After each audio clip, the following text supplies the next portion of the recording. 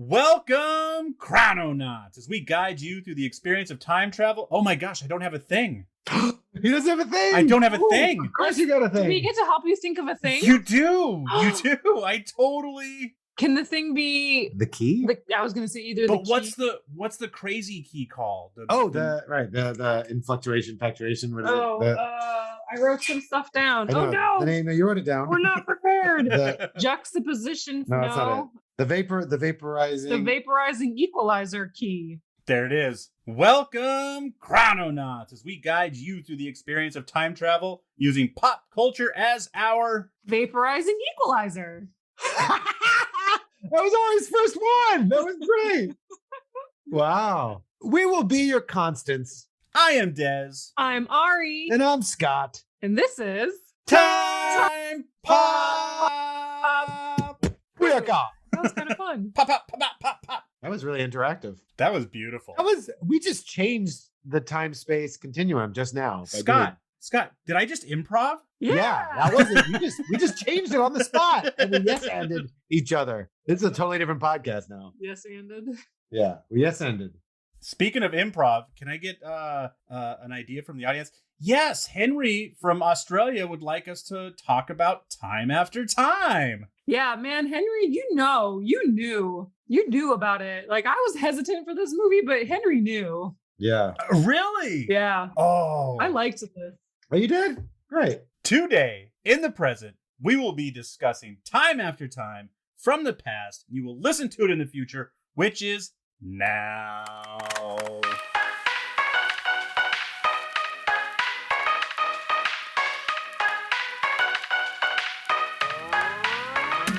Hello? Hello? Hello? Hello? If you can hear this, it's not too late. I return to warn you. This is Time Pop, a podcast that discusses time travel and pop culture. There are spoilers. I've seen the future, and nothing is sacred to these folks. Your past, present, and future are sure to be ruined. Even if you could go back in time, as I have, you will never forget what you are about to hear. You've been warned. This is Time Pop.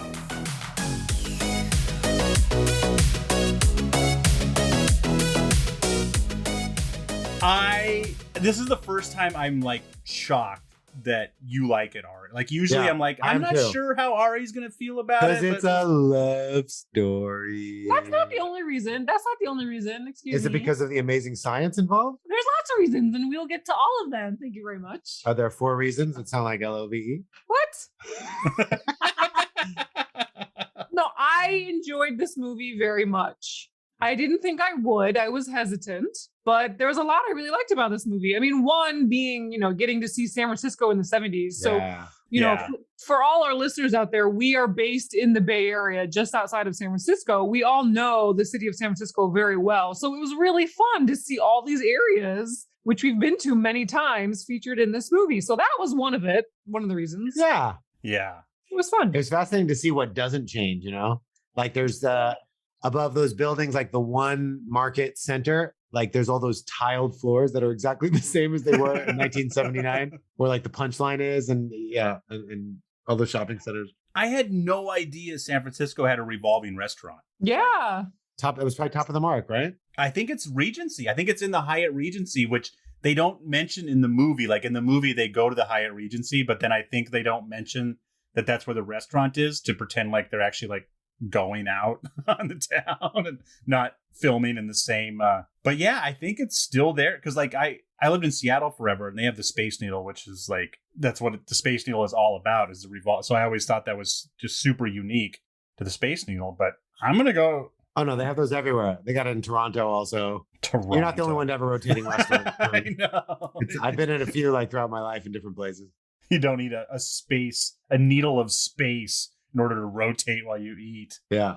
Oh, speaking of eating, Scott, holy shit. So you were saying that you thought, oh my God, I'm so excited. Everybody, I'm so excited. McDonald's? No, Oh. the dark russets. You were saying that you saw them because like I remember. Oh yeah. I remember the Cape Cod dark russets, What's which are a dark amazing. russet? It's a kind of potato chip, a dark potato chip from the East Coast. This has nothing to do with the film. Oh. But you said you thought you had seen them, and now Yeah. I know where because I got a bag at Trader Joe's today. It was a Trader Joe. But Trader Joe's dark russets. Oh, this episode of Time Pop is sponsored by Dark Russets. Just the bag of potato chips. Just one bag of chips. What Yeah, it's fine. It was a good movie. It was very amusing. Slow, like 70s films, right? But it's fun to see, San Francisco in the 70s. It's fun to see the person out of place and time. Someone who's like 100 years out of their time. And like he acted pretty cool with it when most people would be pretty amazed at every single thing you walk by. Yeah. Yeah, especially when he the utopia he thought he was going to. I like the fact that this was kind of historical fiction based on H.G. Wells. I really like H.G. Wells. I like, the Time Machine. I haven't read the book, but I liked the movie. And it was based off of him and kind of maybe how he met his wife. Like, that's fun. Historical fiction, it can be fun. So that was another reason why I liked it. Fiction can be fun. So real quick, Time After Time from 1979, rated PG, 1 hour and 52 minutes, directed by Nicholas Meyer, starring Malcolm McDowell, Mary Steenburgen, and David Warner. This movie was, and Ari, I mean, technically, well, maybe not technically, fictionally, they went into the future, so that's good. And they go into the future. Another reason why I liked it. Yeah, that never happens. Although funny that it's a film that goes in the future, but for us now, that's the past. So it's like less exciting. And that I told Ari about this, but yesterday I went to the movie theater and I saw the movie, the horror movie X. Okay. And it's about people from 1979. So it was really weird. In like less than a week, I saw Time After Time going to 1979 and then X going back 40 years to tell their story. So that was just an interesting thing in my life. It's all coming together. 79, baby. Yeah, the concept of going to the future is something I always love. And I felt like they did a pretty good job of him kind of discovering the future and what it's all about and all the different, machines and things and styles. And, that would be such a fun concept to me to be able to go to the future and just discover what it's about and see how different it is. Currency and social mores. And styles. And machines. Yeah, he was pretty taken with that woman he saw walking across the street when he first got there. Yeah, I know. I kept waiting for her to come back. He almost got hit by a car for her. Uh-huh. And yeah, she goes on this rant, but then she kind of suggests that was she about to say that she kind of gets women too? And then she talks about what gets her hot and most people don't. And then she's talking about her friend. It's like this rant that doesn't make any sense about like what she does to get off every few months. I mean, she's supposed to be a modern woman and kind of showed, him getting to see that. Yeah, and he's been a feminist since way back, baby. Yeah, well, that's one of the things about H.G. Wells is he was a futurist, and so he predicted all these things. It was interesting though how in the beginning of the movie he's kind of arguing with the Jack the Ripper guy about no, in the future it's going to be a utopia and there's going to be socialism, and Jack the Ripper's like, no way, it's going to be bad and evil and whatever he said. And did he say it's actually going to be evil, or did they just not want to listen to his socialist? He said he was wrong. I mean, he said that he disagreed with him and what the future would be like. And they were not happy to find out that women may be of equals in the future. Yes. Yeah. So did you? Very nice. All right. Well, since you guys just watched it, you want to take it from the top? Dive right in. Should be pretty easy. Or, I mean, yeah, totally. It shouldn't. And we'll like I said, we'll get into it, and then we'll start our tangents once we get into the time travel of the movie. I don't know much about the actual, history of Jack the Ripper. I know that he was a real person who was killing prostitutes in England back in the 1800s of some time.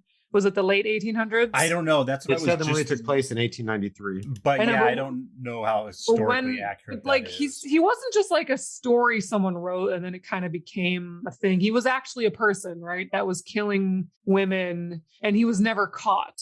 What date did this 1897? 1893. Okay. It says that because I think at the beginning too, they say something about he hasn't struck for a couple years. And it says here that his rant went from 88 to 91. And so him kind of coming back out of the shadows in 93 to get a couple more was a big deal. Yeah. I think they talked about it in the movie. Exactly. So I liked that they kind of let you know right away who Jack the Ripper was, right? He was this doctor friend of H.G. Wells, and Oh, great filmmaking. The rip when he kills the woman, you don't hear any stabbings or any slicing. You just hear just fabric ripping for a good 8 seconds. That's so funny. I turned to her. I was like, "What the hell is that sound effect? It sounds like just tearing Velcro apart." Yeah, The he's blood spurting ripping. out. Yeah. He's not Jack the Slicer. He's not Stabby McStabberson. Yeah. He's the Ripper. Thank God for Hollywood sound effects. That's how stabbing always sounds. As a sound guy. You liked it. So H.G. Wells is having a dinner party with all his hoity-toity man friends Ew, I think that in England. And when his final friend, Mr. John Stevenson, Yes. Stevenson Well, first we see arrives. Steven. Sorry, I don't know if we were explicit enough. We see someone die. We see someone Yeah, get the killed, first but we is a don't Jack the see Ripper who murder. does the killing. And then John Stevenson shows up to the party. Right. He's late to the party. He's a surgeon. And then H.G. Wells proceeds to tell his friends that he's built a time machine. And here's the schematics. And here it is. I'm going to show it to you. And this is how it works. And this is the key. And this is the sparkly diamond key called the vaporizing equalizer. And just like every other time travel movie, I believe at this point it is now become a law, a rule. The law is you have to explain the science of your travel very quickly and as scientifically confusing as you possibly can. So I had to rewind this a couple of times, but the science of this time machine, of H.G. Wells' time machine, is it's powered by the sun. The heat is turned into electricity, and it's got a juxtaposing fields of energy creating friction, and then a bunch of reactions happen, and then it lifts and rotates the machine out of this time sphere into another time sphere, and it can travel 2 years per minute, either forward or backwards. And yeah. And then and they need the two different things, right? There's the key. Oh yeah, so there's the key that goes in the actual machine, which you need that in order to get back to where you're from. So if the machine basically, it's so that if the machine actually like turns on by itself, it'll always come back. If you use the time machine without the key, the time machine automatically goes back to where it left, right? And then if you remove the vaporizing equalizer key on the outside of the machine, the person travels like in time without anything to ground them or take them anywhere. Yeah.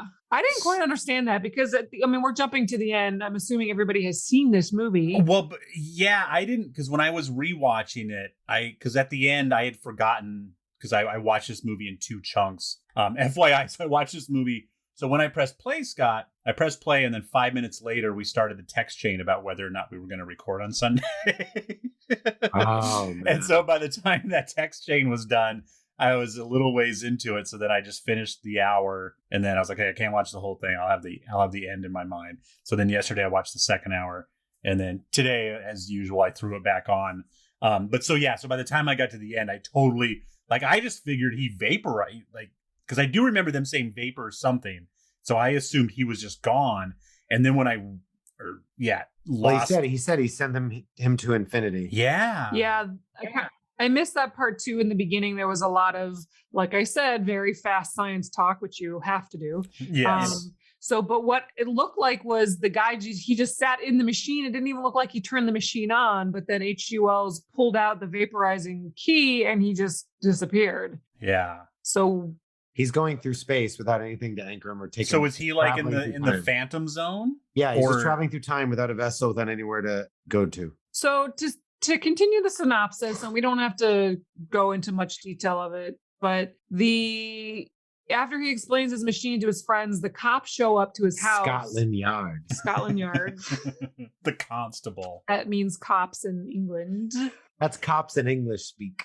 In English, yeah. So they say, we are suspecting this is the area where Jack the Ripper is hiding. Can we come in and look around? And as they're looking around, they find a bag. A doctor bag. And inside the doctor bag is a bloody lady glove. And they say, oh, that's this, it must be this guy's bag. And they say, he's, where did he go? He's not around. And then. And it takes him a long time to see if the time machine is there or not. Like he goes and has tea with his housekeeper for a while. And then she says something vague and he goes, oh, and then finally runs down to check and see that it's, and is it gone? Yeah, John had taken it, and as he's there, he sees it return back to the room. Oh, he sees it come back. Okay. Yeah, with some dazzling 1979 special effects. Oh, reflective rainbows, some negative film. Some real Pink Floyd shit. Yeah, so minimally psychedelic. Yeah. So, right. So the machine comes back. It's empty. It's very hot if you touch it. And he sees on the little dashboard panel that it went to 1979, November 15th. Why? No. November 5th. Oh, whatever the date was. No. Is there any significance to the date? 15th or 5th? November 5th, 1955. You mean 79? No. That's where they travel to in Back to the Future. Oh, they're doing Back to the Future to the same, different year, but they did the same date. Yep. That's kind of neat. I think because they would have been watching this, they would have been writing back, because Back to the Future was written, it took them a little while to get that from paper. I read they used Mary Steenburgen. That was like a conscious decision. Yeah, I was wondering that too, if Steenburgen. So yeah, I think the November 5th thing comes from this movie too. Oh, that's great. Yeah. Different year, but same date. Same date. November 5th. 1979. 1979, and they did November 5th, 1955. Yeah, and I think they're even on. I think they're going from November 5th to November. I think it's all November 5th. Like I think Back to the Future 2, they go to November 5th, 2015. But so there's no reason why he goes in the thing and why he picked. It's in 1893. Why they picked 1979? There's no significance. It's just You would think he would just do 100 years on the dot or something if he's just being random, but it's like just under. Yeah. It's pretty random. I mean, what happened was the writers were like, I want to base this on Jack the Ripper. Jack the Ripper was around in this time, and I want to film this movie now. Yeah. And now is 1978. And it's November. Yeah.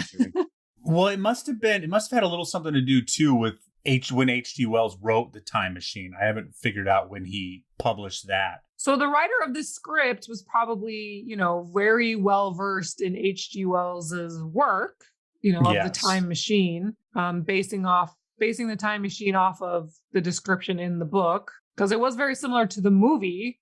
Yeah. The Time Machine. And they talk about spheres, and there were spheres in the book and in the movie about the Time Machine. 1895 is when the Time Machine book came out. 95? 1895, yeah. Okay. So 6 years later, he came back and he wrote his book. That's very cool. So the machine returns. He sees that on the panel it says November 5th, 1979. And he gathers up all the money in his house, all the jewels that he can, and he gets in the machine and he goes there.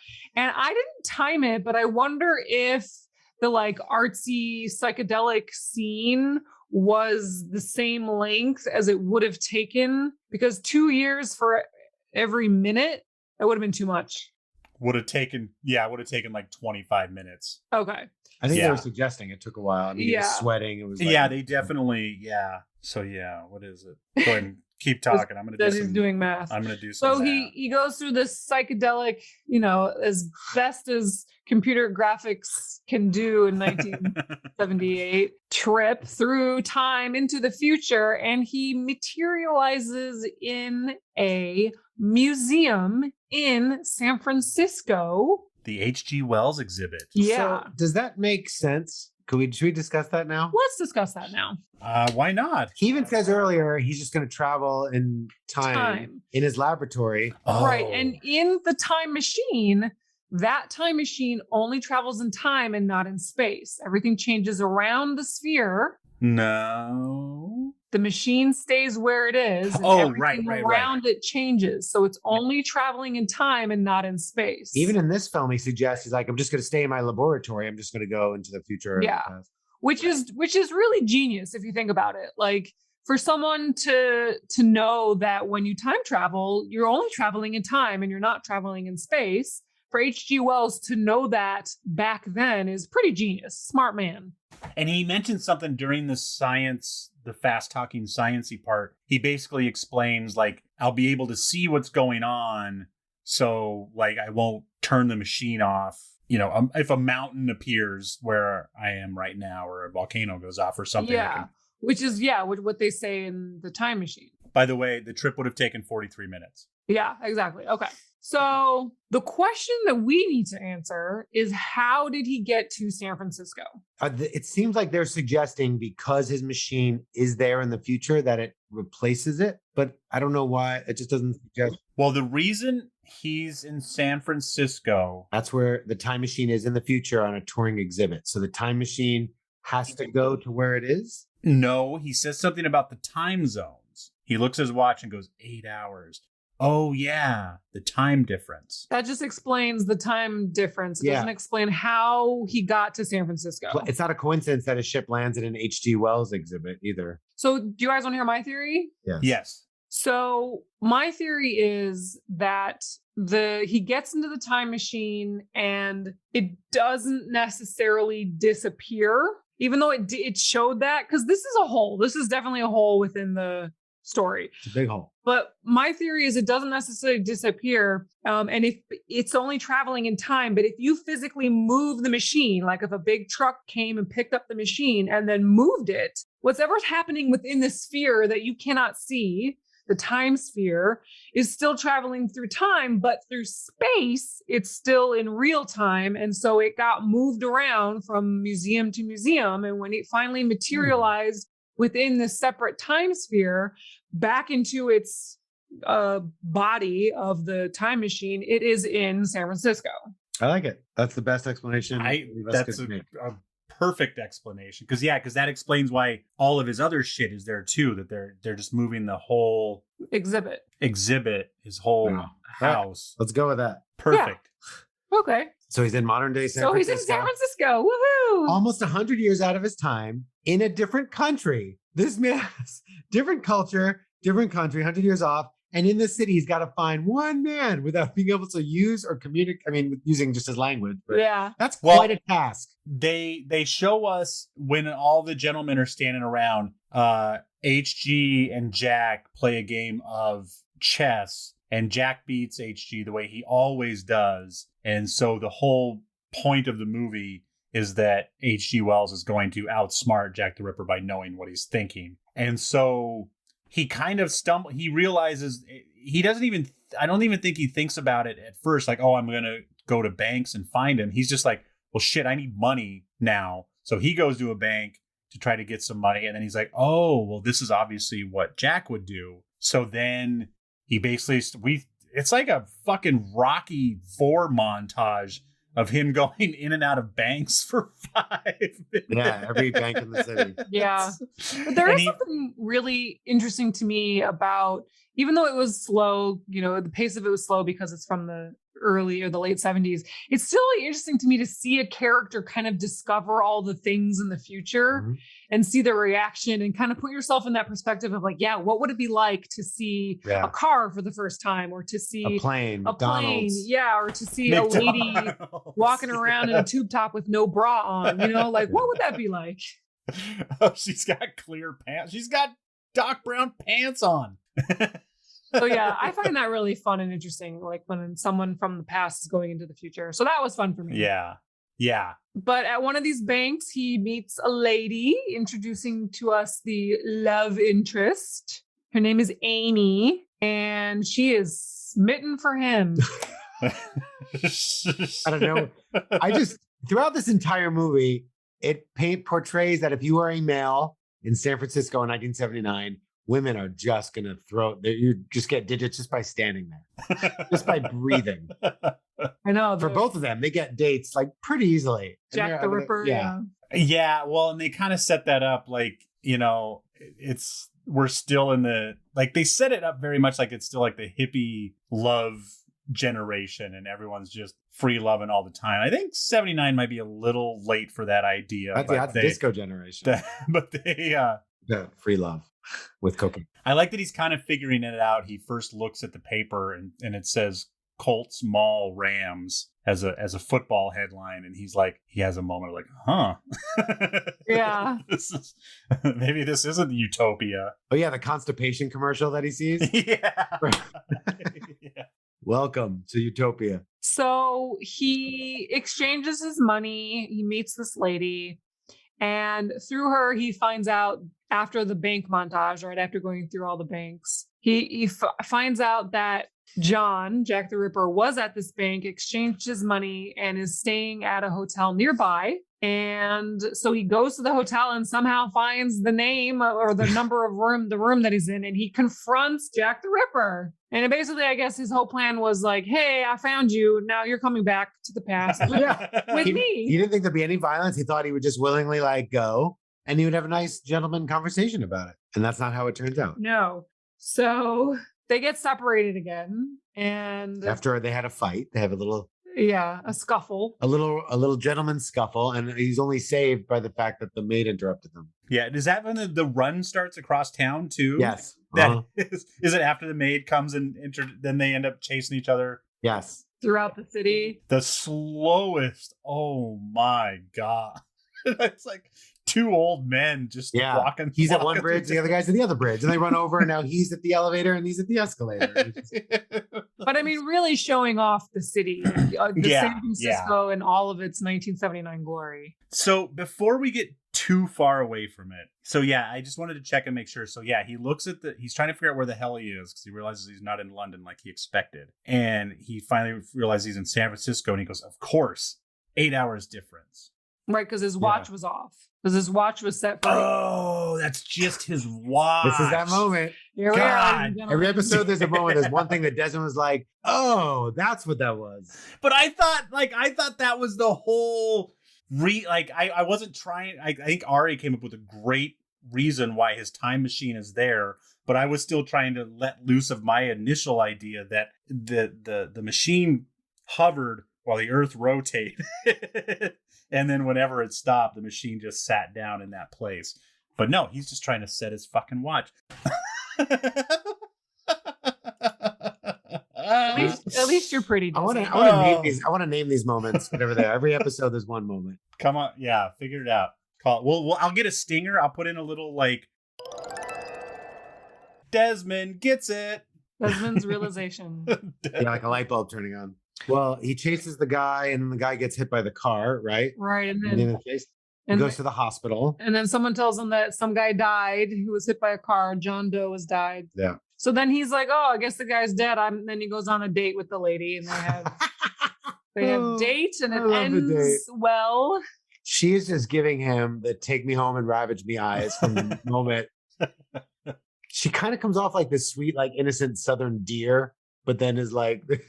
Yeah, but then she's like she's been alone so long that she's just horned up for anybody, but thank God that this guy is a cool guy on top of it. Yeah, they have a pretty good date. She shows him San Francisco. Mm-hmm. It ends well. The date ends well. She got some sweet 1893 loving. That but that suit has to stink. Yeah. That's what we said. He hasn't showered. He's been wandering. He slept out in the streets, wandering around. He hasn't showered. That big, heavy suit. And people smelled bad back in the day. Yeah. Bringing that London. Can we also bring up, if I have my own personal award show, I think we might say it was the worst kiss in any time travel film.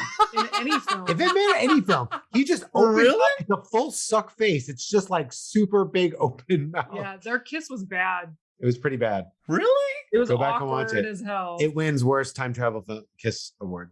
If not ever. They don't kiss well in 1893. They don't know how to do that. She's into it. She's into anything. Well, she was excited. She liked that big furry caterpillar in his mouth. That was really calling to her. So was it too much? So what don't you like about it? Did they went for it too much? Do you not remember the kiss? Go back and rewind it. I remember. Is that where the date ended or the date began? Began. It began on the kiss? Yeah, on the couch. It was just they were just like that was the end of the date. That was the end. That must have been. She looks at him and says, if you don't put me in your arms. Oh God, that's right. What did she say? You don't put me in your arms. I'm gonna scream. I'm gonna scream. Yeah. They're both like on other sides of the couch. And then he's like, I don't want to compromise you. She says, I'm practically raping you. And he says, oh, okay.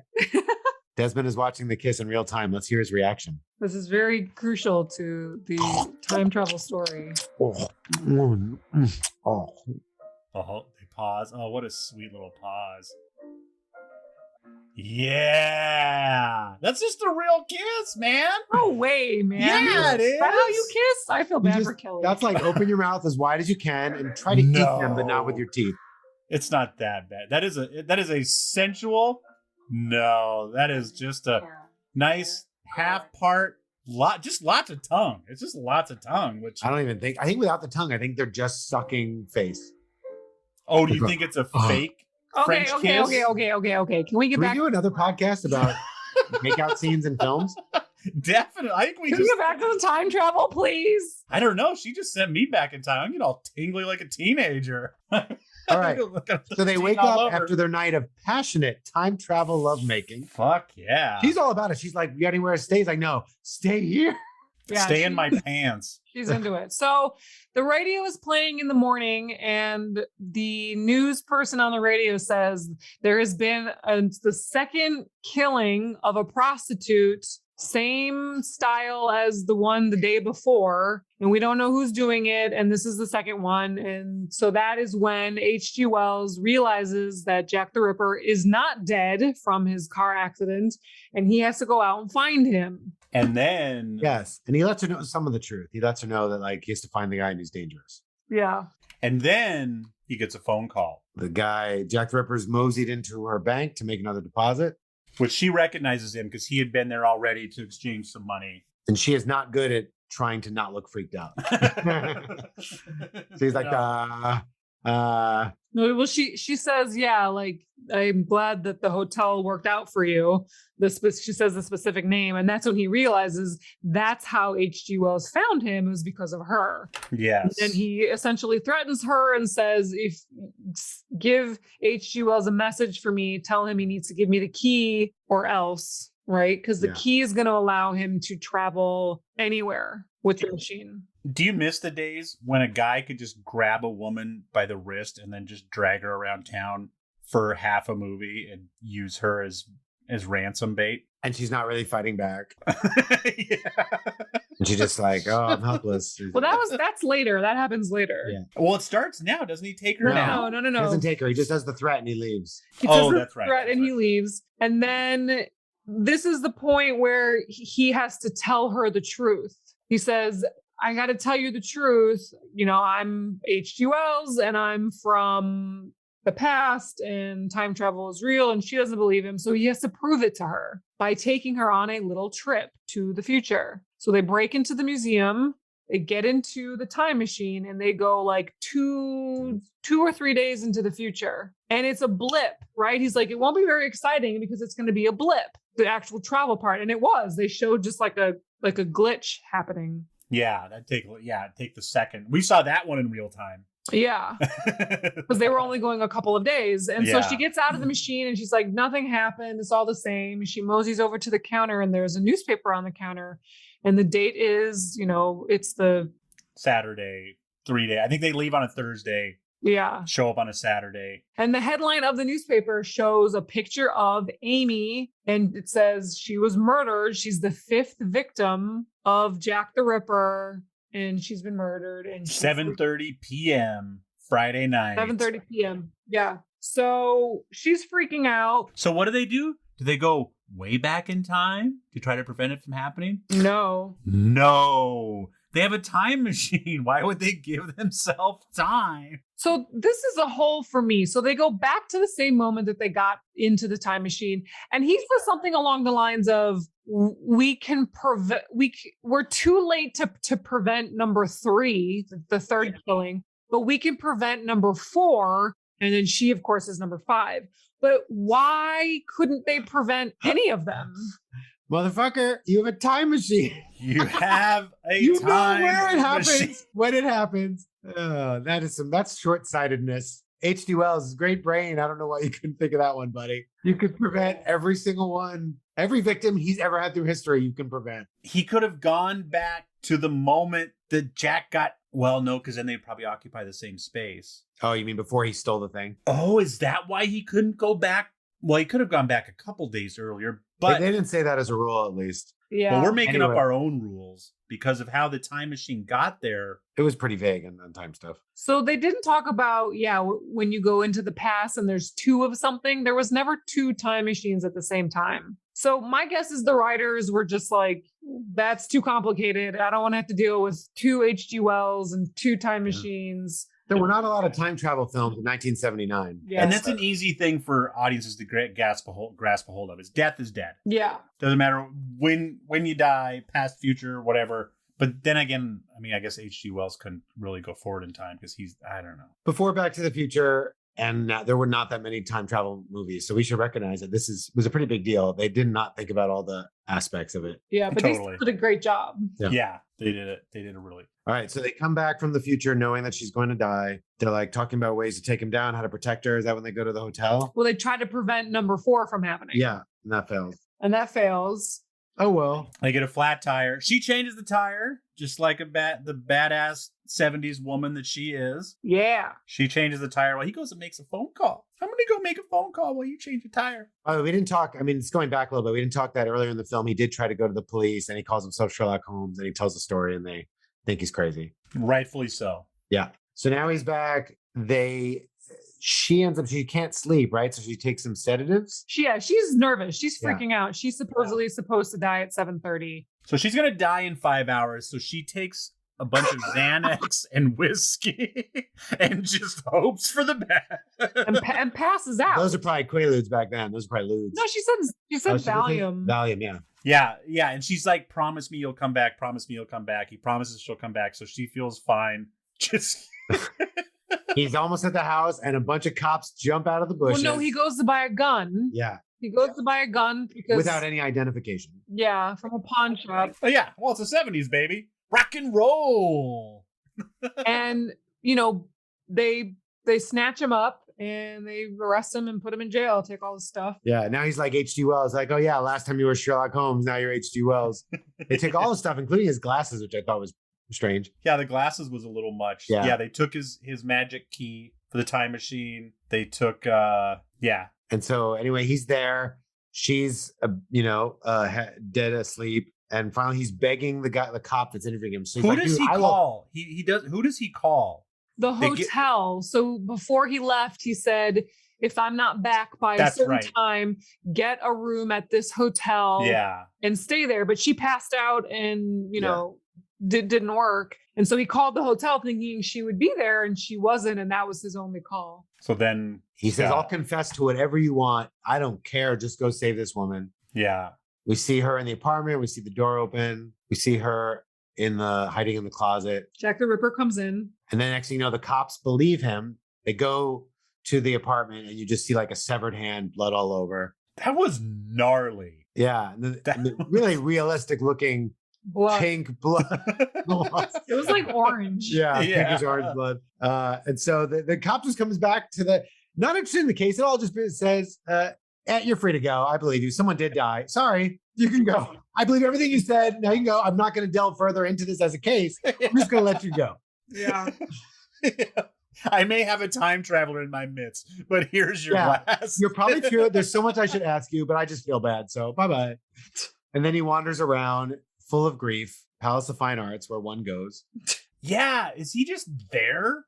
Well, she supposedly lives near there. So they just saw him. But yeah, he didn't get called there or anything. He's just wandering around moping and he hears her call to him. So it turns out that the Amy character had invited a friend over at 7:30. Yeah. So the friend from the bank, the coworker from the bank. So when she walks in, that's probably who Jack the Ripper killed and then took Amy as hostage. To get the key. So now they're in the Palace of Fine Arts. He's got a knife to her throat. He says, give me the key. And then he gives him the key and then he leaves with the key and Amy. Jack the Ripper he doesn't come through. He's not a gentleman. No. So the first time, did the newspaper falsely report her death because it was her apartment? Yeah, they said they must have gotten it wrong. Or did they change time? I think they had suggested they didn't know. Although whatever. Anyway, so HG gets in a car. I guess her car is nearby in the classic 70s way with the keys in the ignition. The car is unlocked, keys in the ignition, because that's what you do.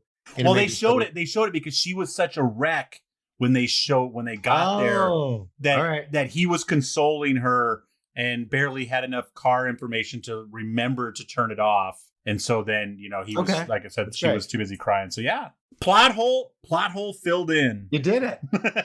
You go to the H.G. Wells exhibit at the museum because homeboy's trying to get in the time machine. And then H.G. tries to stop me like, dude, do what you want with it. Just leave the woman alone, which eventually he does, surprisingly. He like gets away. Like that was a weird scene because they make it look like she fought her way clear because he's like frustrated that she got away. But I couldn't tell what happened. Is that what happened? He said some weird line like sorry, like he was going to kill her, but then she got away. Then he was just like, cool, whatever. I got my time machine anyways. No, his pocket watch got caught on one of the levers on the outside. He got distracted. That's what it was. She slipped away and he just got in the machine. Like, fuck it. Yeah, put the key in. And that's when H.G. Wells walked up and pulled out the vaporizing equalizer key from the outside. And he vaporized. And he is now going throughout time for infinity with nowhere to go. Oh my God. It is kind of like the Phantom Zone. It is. I wonder if you are like, say you're this guy traveling through the time stream, do you still age? Ooh, good question. It's the time stream. You could just say he's going to be doing that until he starves to death if you're like trying to go logically. But if you also just say, if he's in the time stream, does time work for him? And is he just for eternity just going through time? Because there's got to be some level of faster than light travel, which reduces your aging to almost nothing, right? Yeah, I would think the aging process would be different. Yeah. If you can travel at the speed of light or faster than the speed of light, time stops or stands still. Yeah. So he does that. And then HG is saying to his lady friend, I got to go back. I got to do great things. I got to write this book. Yeah. And she clearly states that like she's not going to, do anything for a man's job. Her job is equally important. She's really excited about. I've worked in currency exchange. Okay. I did currency exchange for 2 years. That is not in real life. Yeah. Yeah. I love to find out stuff like that. Is not. It was the best job I ever had. Like I got like a retirement fund. Like I quit one day because I was pissed. And she called me 2 weeks later. She's like, "You gonna get your check?" I'm like, "I quit." She's like, "Well, you worked up some vacation money, and it's yours." So I was like, "All right, best job ever." But it is not. It's not a reason to not travel through time. I wouldn't be like, "No, this is what I do." But then she realized that she loved him, and so she got in the machine and went back with him. She did, because it's all about love. It's always love.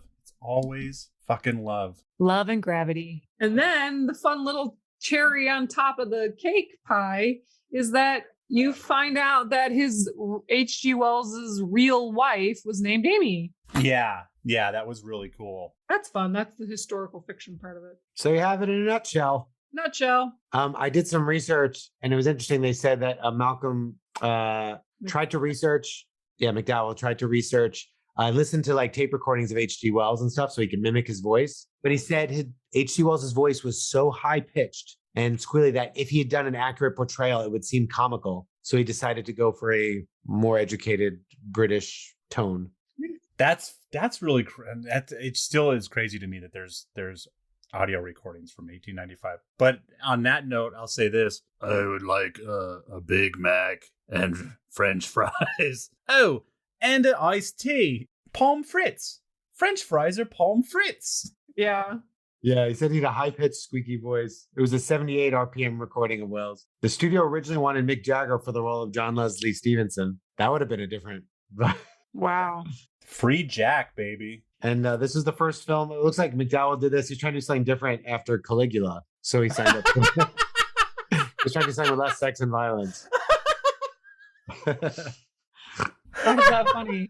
Because every movie is different than Caligula. It's this film that Malcolm McDowell made about like Rome and like the orgies and stuff back then in the late 70s. And they have all like Playboy playmates and stuff. And there's ejaculation, there's visual, it's porn. It's like, but he's in it. It's like a Hollywood film that was also, they're just trying to create realism to like the hedonism of ancient Rome. It's like an unrated 70s film. Anyway, he wanted to change try something different. That's why he laughed. It's like every movie is different. Like even porn is different than Caligula. Totally, yeah. Just do some straight porn. Wow. And this director too. Well, first of all, he directed a pilot episode for Time After Time in 2017. So we'll have to figure out where that is. Meaning a TV show? Yeah. Interesting. So it's based off a novel that was unfinished at the time? Yeah. Oh, wow. Yeah. Speculates what might have happened if H.G. Wells built a real time machine to travel the 70s and to Jack the Ripper. All right. It was written in 1979 and the film also came out in 79. So yeah, it was unfinished. He was still writing the book and someone was like, that's great. Let's make a movie.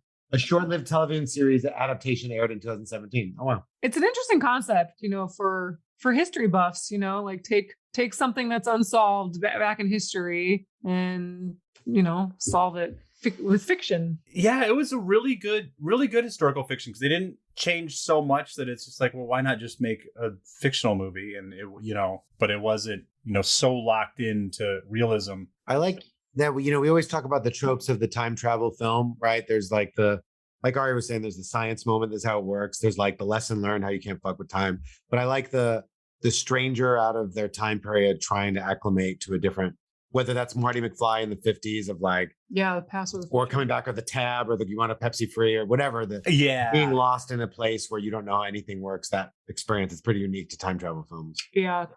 And it's always fun. Was he excited or disappointed at the exchange rate? Disappointed originally with the bank. I think with the 10,000 or the 4,000, he was just glad to get money. Because with inflation in general, even at a bad exchange rate, wouldn't it still seem like a lot of money? Right. How does he even reference what $25 does? Right. He should have been excited. Yeah. That's a good point. Yeah. Thankfully, the guy rightfully sends him to a collector, though. And he's like, you can get way more of these. But then he doesn't have an ID to give to the pawn shop. But then, yeah, he doesn't have an ID to sell his coin collection. But he also doesn't have an ID to buy a fucking gun. That's what he said. I remember you said that, and I was like, oh, whatever. But yeah, the fact that some guy wouldn't give him a couple $100. I would buy it if he was buying it like in a street, in like an alley, like an alley deal. But he probably just found some pawn shop, not porn shop. I found a porn shop that was a pawn shop Caligula. that was willing to take his money. You can get a gun at a porn shop. By the way, his first experience when he time travels here and he makes it, his first experience is being bombarded by a bunch of Hare Krishnas. I thought he would have been like, oh, this is it. Socialism and money is gone. And I thought he would have just went off with them and been very happy probably. Except the religion aspect. Yeah. So Henry out there, I know you're listening to this. Thank you for the suggestion. Thank you very much. Good call. And you know what this is going to do? This is, as far as I'm concerned, this is a double recommendation because I don't think we'll do it next, but we have to put the old time machine on our sooner than later list. Ari and I did. Oh, the classic one, the old one? Yeah. 60s or is it 50s? No, we did the time machine, the recent one. Right, but he's saying we got to do the other one. With what's his face? Yeah, we did 2002 with Guy Pearce. Right. Yeah. So he's saying we got to do the original. We need to do 1960. It is 1960. Oh, okay. 1960 with Rod Taylor. 1960? Oh boy. Okay. Yeah. Wow. All right. I'll do my best. He looks like every 60s actor.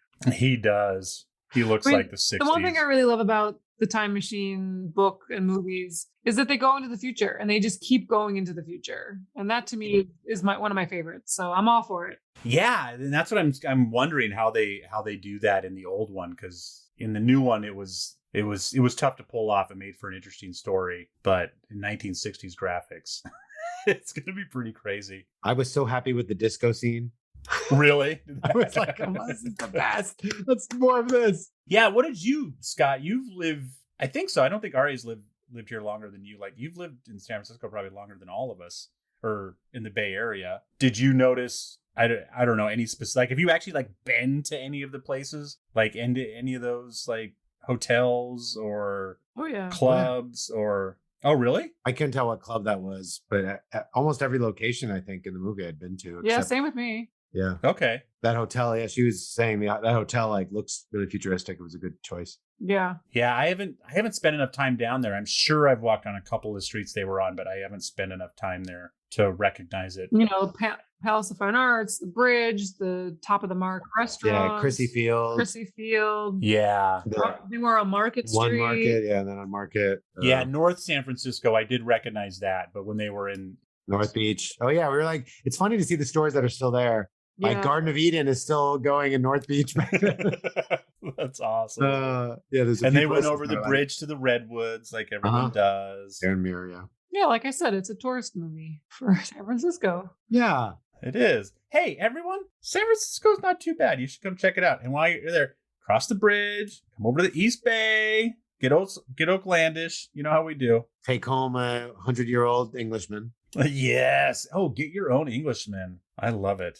Smelly Englishman. He never showered once in that film. He probably really stinks by the end. Oh, he definitely didn't get that. It doesn't matter if he showered. If he didn't dry clean that suit, it's just a straight hot mess. That's what free love really means. It means you're willing to accept somebody even with huge body stink. That's free love. So would you guys use it? Yeah. I would have pulled an H.G. Wells and I would have been scared to use it until it boomeranged back. And then, and that's something they don't address either. Like it starts falling apart on his H.G. Wells' trip. Like oh yeah. Its second trip. Yeah, the screws start coming out and the steam is coming up from the mechanics. Yeah. But it's funny, in the future, they said, this thing never worked. It's because they didn't have the key. He had the key.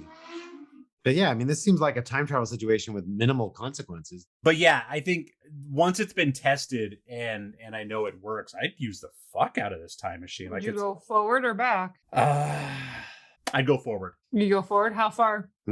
How far forward would you go? Nice round 2050. Yeah. I think. You go to 2050?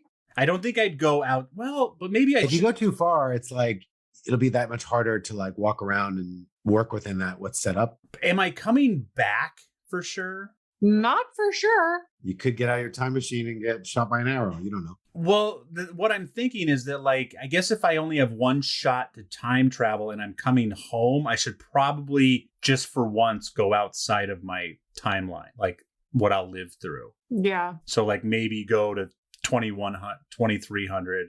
Oh, what fucking year is this? 2100. Not crazy far. I wouldn't go to 3000, but get just outside of my lifeline for a minute and then come back and live in this dumb world. Boring, non-futuristic. The world might be dumber then. You might be walking on a pile of skulls and radiation in the air. Or it might be underwater. There might be dinosaurs on the earth again.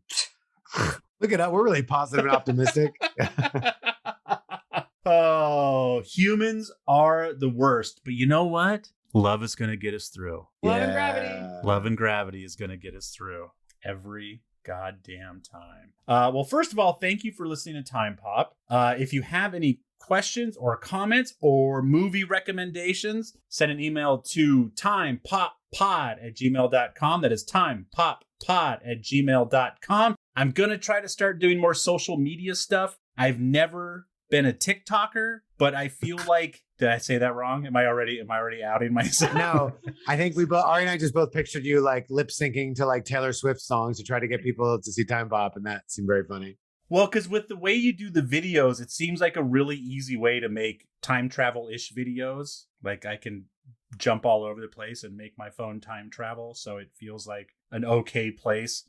So I'm at timepoppod, time_pop_pod_ on TikTok.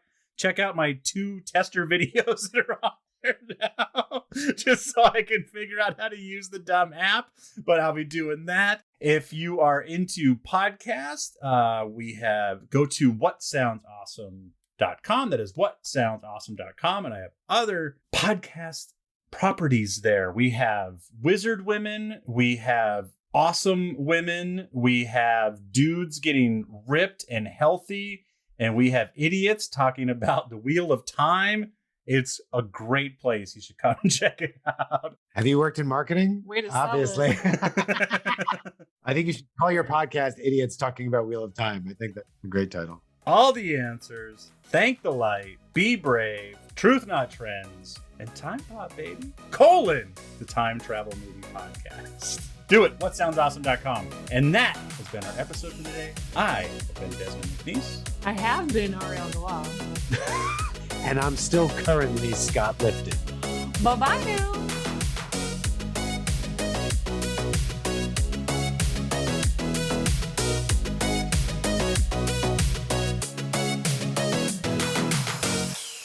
Can you hear me? Yes. Really? Yes. That's Where is you? bad. Why is that bad? Huh? I guess not. Weird. Mixed and edited by Desmond McNeese for We Mixed It, LLC. Go to whatsoundsawesome.com.